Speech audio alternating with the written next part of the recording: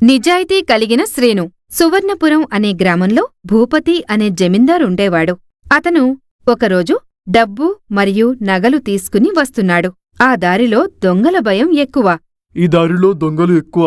నన్ను కానీ చూశారంటే ఖచ్చితంగా నన్ను కొట్టి నా దగ్గరున్న డబ్బులు తీసుకెళ్ళిపోతారు. కాబట్టి త్వరగా వెళ్ళాలి అంటూ తన నడకను వేగం చేశాడు.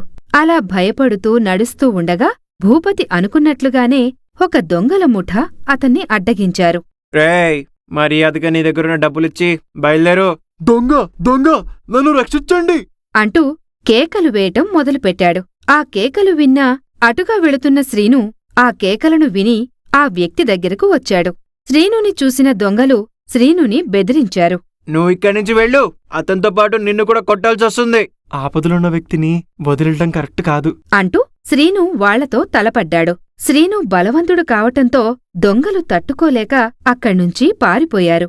భూపతి ఎంతో సంతోషించాడు. నాయనా, నువ్వెవరివో నాకు తెలీదు, కాని నాకు చాలా పెద్ద సాయం చేశావు. నీకేం కావాలో అడుగు. అయ్యా, నాకేమొద్దు. మీ దగ్గరేదైనా పనుంటే ఇప్పించండి. అలాగే, నాతోరా అని శ్రీనుని తనతో పాటు తీసుకువెళ్లి పనిప్పిస్తాడు. దాంతో శ్రీను ఎంతో సంతోషిస్తాడు. నువ్వు పగలంతా పనిచేసుకుని ఇక్కడే ఉండు. అయ్యా, మీరు చెప్పినట్టే నేను పనిచేస్తాను. కానీ నేనిక్కడుండలేను. నాకొక గుడిసిప్పిచ్చరా? అని అడగటంతో భూపతి ఒప్పుకున్నాడు. శ్రీను భూపతి దగ్గర కష్టపడుతూ నమ్మకంగా పనిచేశాడు.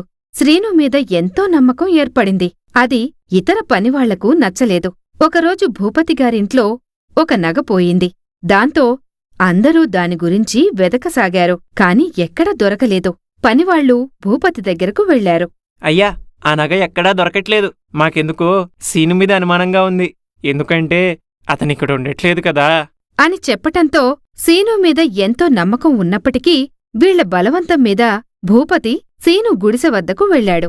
అక్కడ పనివాళ్లందరూ గుడిసె మొత్తం వెతికారు. కాని ఎక్కడా ఆ నగ కనిపించలేదు. దాంతో భూపతికి సీను మీద ఇంకా నమ్మకం పెరిగింది. కాని మిగతా పనివాళ్లకి తన నిజాయితీ చూపించాలని శ్రీనుని ఈ విధంగా అడిగాడు. సీను, ఎందుకు నువ్వు మా ఇంట్లో ఉండకుండా ఈ గుడిసెలో ఉంటున్నావు? అయ్యా, నేను మీ ఇంట్లో ఉంటే ఆ సౌకర్యాలు అలవాటైపోతాయి. అందుకే నేనిక్కడున్నాను. అంతే తప్ప నా మనసులో ఎటువంటి దురుద్దేశం లేదు అని చెప్పటంతో మిగతా పనివాళ్లు చేసిన తప్పుకి తలదించుకున్నారు. ఈ కథలోని నీతి: నిజాయితీకి ఎప్పుడైనా తగిన బహుమానం లభిస్తుంది.